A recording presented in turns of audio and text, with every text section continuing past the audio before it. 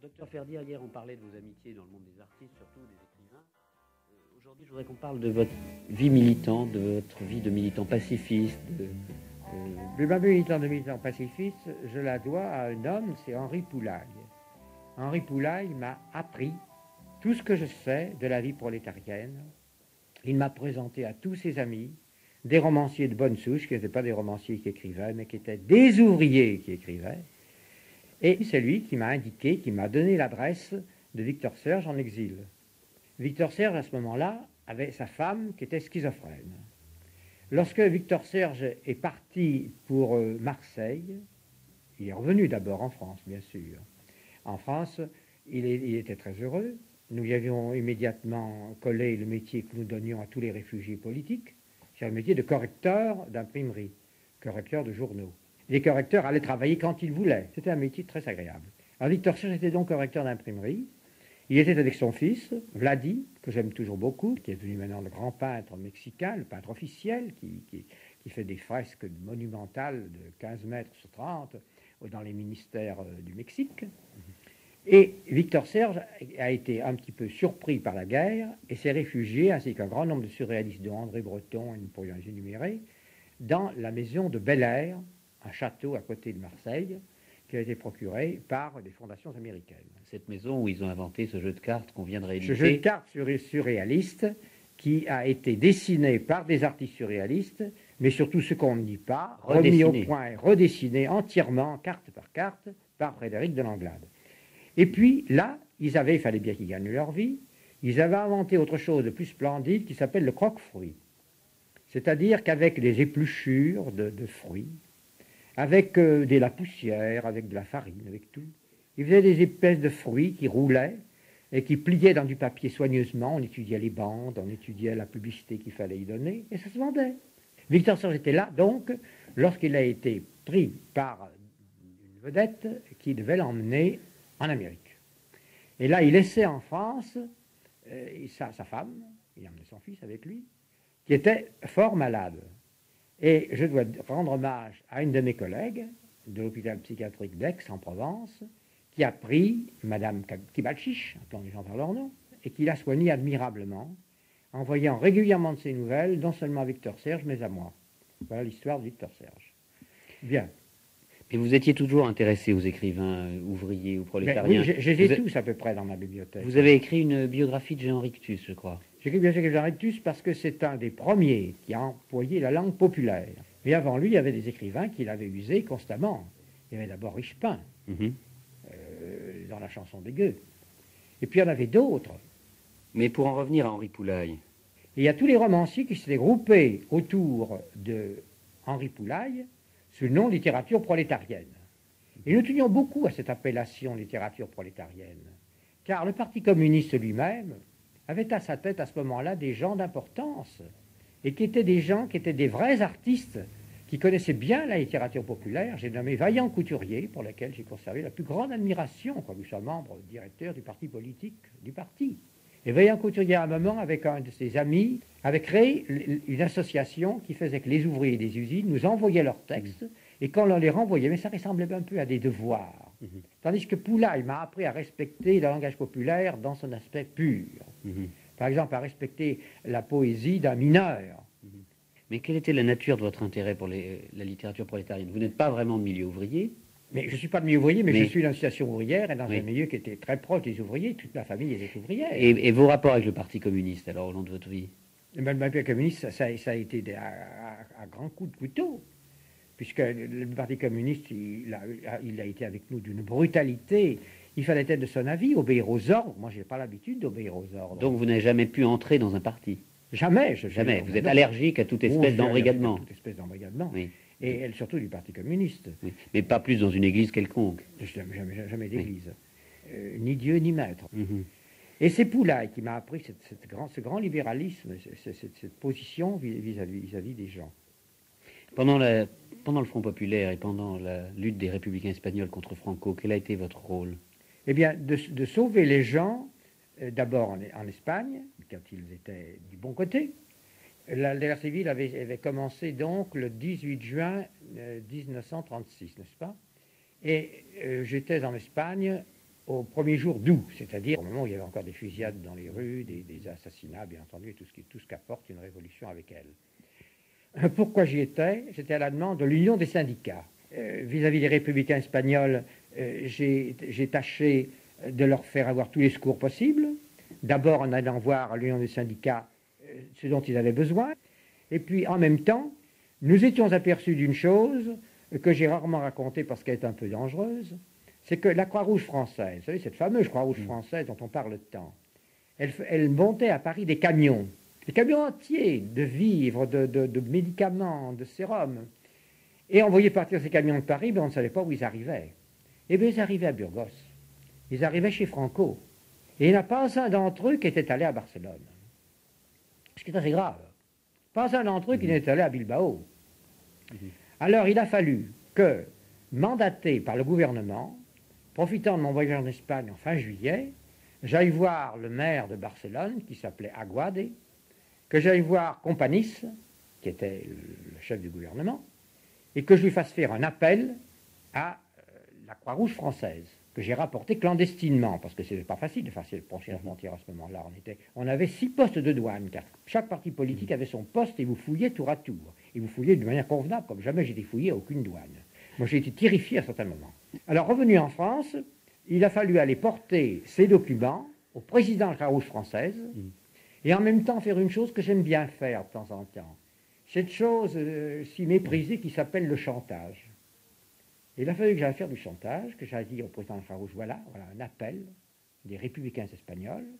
Alors, où vous allez envoyer ces camions, ou si vous ne désirez pas les envoyer, je dois vous prévenir, au nom du gouvernement populaire actuel, que votre subvention annuelle vous sera refusée dès cette année. Et il a accepté, et les camions sont partis pour Barcelone. Et par la suite, pendant la guerre, vous organisiez le marché noir. J'étais aussi un point d'escale. C'est bien qu'il y a des gens qui venaient me voir, parfois un an après, qui me disaient, vous ne me connaissez pas, vous m'avez hébergé tel jour. Ah, je dis, je ne vous connais pas, mais maintenant je suis ministre de Sa Majesté, c'était un ministre anglais qui était là, que j'avais hébergé un jour où il fuyait en France. J'ai hébergé tout le monde, je ne sais pas comment je n'ai pas été arrêté, c'est parce que Dieu l'a voulu, mes amis ont été arrêtés en faisant le même travail. C'est un travail qui est très important, parce que nous permettions aux gens, en s'arrêtant escale par escale, sans aller dans des hôtels et sans prendre de train, d'arriver jusqu'à la frontière espagnole, de la franchir, d'aller plus loin. Oui, d'être sauvé. Bon. Oui. Et dans les années 50, vous avez alors eu un procès absolument épouvantable. Ah, mais j'ai eu un procès épouvantable parce qu'à ce moment-là, il y avait une chose qui n'était pas encore reconnue officiellement, c'était ce que nous appelons actuellement d'un mot très officiel, l'asthénie des déportés. Les déportés, et ceux qui étaient dans un camp de concentration, est un phénomène de fatigue intellectuelle et physique à la fois. Et moi, je leur mettais 100%, comme si ça avait été des blessés de guerre. Et ceci avait attiré l'attention d'un de mes ennemis politiques, car j'ai toujours été tellement mêlé à la politique que j'ai eu des ennemis comme tout le monde. Le mien était d'autant plus redoutable qu'il avait été ministre de Pétain, c'était Tixier-Villancourt. Et Tixier-Villancourt a monté un médecin militaire contre moi, qui a porté plainte. J'ai été appelé devant un tribunal correctionnel, et pour faux certificat, ce tribunal correctionnel m'a condamné à 6 ans de prison avec sursis. Alors j'ai fait appel, bien sûr, et j'ai gagné. Le dernier appel a été à Toulouse, car Tixier-Villancourt étant un juriste extrêmement fort, si vous avez quelque chose au point de vue civil à faire, je vous conseille de le trouver. C'est un homme absolument remarquable au point de vue civiliste. Il a réussi à faire casser, et j'ai donc relaxé 2 fois. Et la deuxième fois, j'aurais dû conserver le jugement qui me rendait hommage. Qui disait, en somme, on a puni le docteur Ferdière parce qu'elle avait prévu l'avenir et vu ce qui est arrivé aux malades qu'il pensionnait d'une manière aussi large. C'est quand même une épreuve qui vous a oui, ça accablé, je suppose. Oui, ça m'a accablé, mais si j'en suis sorti... Et qui a duré. Eh bien, elle a duré des années, elle m'a fait perdre toute ma clientèle basque. Parce que vous étiez à ce moment-là en clientèle privée au Pays Basque. Absolument privée au Pays Basque. Et leur religion, c'est une religion...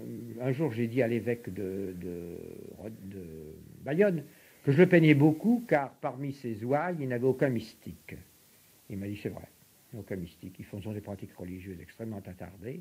J'étais allé lui montrer que parfois il envoyait pour prêcher le carême des prêtres, et que dans les endroits où passaient ces prêtres, les petits villages de la campagne basque reculée, du côté de Saint-Jean-Pied-de-Port ou d'ailleurs, ou d'Esparren, il y avait un flot de jeunes filles qui tombaient malades dans les semaines suivantes, qui faisaient des dépressions graves ou même des troubles délirants. C'est parce que ce jeune prêtre extrêmement fougueux leur décrivait l'enfer avec un tel luxe de détails que ces pauvres filles étaient terrorisées et faisaient une complication mentale. Et d'autres choses comme ça. Ou bien alors des prêtres empêchant les gens d'aller me consulter lorsqu'ils étaient en pleine crise de mélancolie, pensant qu'ils étaient possédés du démon et que par un petit exorcisme, ou un simulacre d'exorcisme, car l'exorcisme est fait par le grand exorcisme de l'évêché, par un simulacre d'exorcisme, on s'en tirerait. Donc votre position d'homme indépendant n'était pas tenable d'aucun côté. Vous n'étiez d'aucun parti, vous n'étiez d'aucune religion. J'étais d'aucune religion, je ne peux plus dans ce pays. Et on vous prenait pour le diable. Et j'avais besoin de vivre. Donc nous avons décidé, Simone et moi, de partir pour Paris. Je suis arrivé à Paris. Mais parlons de mai 68. Oui.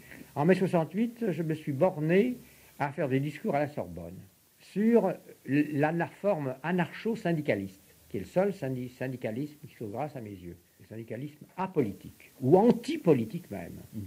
Et ensuite, vous avez été alors lié aux gens qui ont fait venir Léonide Pliouch oui, en France. Parce que j'étais membre du comité des psychiatres contre les internements abusifs ou contre les internements de matière politique. Voilà comment ça s'appelle. Et comment s'est passée alors cette campagne? Nous avons fait des réunions qui se trouvaient d'ailleurs à la Ligue des droits de l'homme, qui avait mis des locaux à notre disposition. Il y avait des représentants de la CGT, des représentants de la SFTC, des représentants de Front ouvrier, qui d'ailleurs nous ont donné beaucoup d'argent. Maintenant, je comprends d'où l'argent venait. Bon, et enfin, à force de faire des meetings, j'ai même réussi à faire passer en Russie des photographies de ces meetings. Mais vous avez aussi été envoyé en mission, je crois, auprès des psychiatres soviétiques. J'étais envoyé en mission auprès des psychiatres soviétiques, mais là, nous n'avons pas osé leur poser de questions, car ils nous ont montré une psychiatrie tellement retardataire. On avait l'impression de vivre dans un hôpital psychiatrique ou dans un asile d'aliénés de 1920 ou 1925. En tout cas, je peux vous dire qu'on nous a interdit l'entrée de tout hôpital psychiatrique spécial. C'est ça l'important. Enfin, si bien que nous avons tellement bien manœuvré qu'un jour, on nous a dit que Pliouch passait la frontière et qu'il était mis dans un train à la frontière pour Vienne avec sa femme et ses enfants. Et j'étais de ceux qui ont été chargés de l'accueillir à Vienne. Il est vrai qu'avec des collègues étrangers, il y avait un Anglais et un Belge, nous avions fait une chose commune, c'est moi qui l'avais rédigé, d'ailleurs, parce que les autres avaient déjà foutu le camp, et qu'on avait donné à tous les journalistes rassemblés lors d'une conférence de presse, disant que Pliouch n'était pas un aliéné, que s'il avait des troubles, ils étaient dus aux médicaments intensifs qu'on lui a fait des doses intensives, mais que c'est un homme absolument sain d'esprit, qu'il n'y avait aucune possibilité de schizophrénie. On vous a envoyé en mission au Chili, je crois aussi. Ceux qui vont envoyer au Chili, c'est la CIMAD, avec l'aide d'autres organisations. C'était pour voir un peu ce qui se passait du côté des troubles, des tortures et des désastres dans les familles donnés par Pinochet. Mais là, au Chili, j'avais une frousse épouvantable. En Russie, j'avais pas très peur, parce que je savais que j'étais protégé. Au Chili, j'y suis parti avec beaucoup d'appréhension, parce que Pinochet m'a tellement raconté quelque chose sur lui que je pensais ne pas en revenir. Alors, la veille de mon départ, j'ai demandé rendez-vous à ce cher cardinal Marty, qui était un type très bien, et que j'avais connu dans l'Aveyron, comme prêtre, curé d'une paroisse avéronaise. Alors Marty m'a reçu, m'a dit, mais il faut partir, il faut y aller. Si vous êtes arrêté, je vais faire un scandale. Je vais téléphoner à l'archevêque de Santiago. Et tout. Alors je suis parti absolument tranquille. Avec la bénédiction avec des la autorités bénédiction des autorités religieuses, épiscopales, qui m'aiment beaucoup. Si bien qu'au Chili, j'ai jamais couché dans un hôtel, jamais donné mon nom à personne. J'étais un pèlerin qui couchait dans les maisons de pèlerins, dans des hôtels, qui étaient des hôtels spéciaux pour pèlerins. On ne vous demande pas votre nom puisqu'on est en pèlerinage. Et c'est là où on m'a mené, où les prêtres de la banlieue de Santiago m'ont mené dans ces immenses masses, vous savez, de tentes, horribles. Et j'ai vu la vie horrible de ces gens-là, qui n'ont pas de quoi manger, mais qui trouvent toujours de quoi boire. Ce que Don Helder Camara appelle la sous-humanité. La sous-humanité qui est une humanité qui boit. Qui est couverte de poux et qui boit. Mais alors, en somme, tout au long de votre vie, vous avez entretenu des rapports parfois excellents, parfois détestables, et avec le Parti communiste, et avec l'Église catholique. L'Église catholique aussi. Selon les circonstances et les individus avec qui vous étiez en rapport. Quand j'ai besoin des catholiques, je suis près d'eux. Est-ce que vous vous considérez comme athée? Mais je ne me considère pas comme athée, je suis athée. Athée, ça veut dire ne pas croire en Dieu. Je ne crois pas en Dieu. Mais si vous m'aviez posé la question sous une autre forme, si vous m'aviez dit êtes-vous déiste, Peut-être que j'aurais répondu autrement. C'est pour ça que je vous demande Parce que si vous je considérez comme athée. Je crois tout de même qu'il y a une espèce de force surnaturelle. Je ne peux pas croire qu'il y ait que l'organique et que le physique. Et Je tout. crois qu'il y a une force spirituelle et qui subsiste après nous, que l'on ait fait n'importe quoi. Et qui reste et qui nous marque et qui marque ceux qui nous suivent.